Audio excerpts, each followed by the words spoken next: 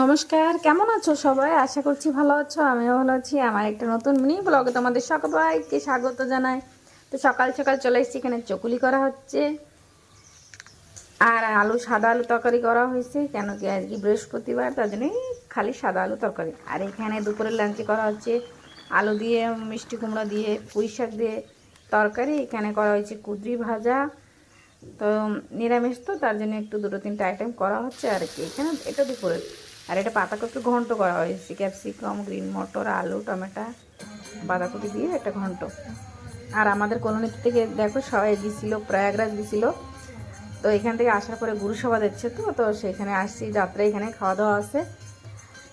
144 বছর পরে হচ্ছে, তো যারা যাইতে পারছে তাদের তো অনেক ভাগ্য, এদের তো অনেক সৌভাগ্য। দেখি আমার হয় কিনা ভাগ্য, এখনও তো যাওয়ার ইচ্ছা আছে, দেখা যাক কি হয়।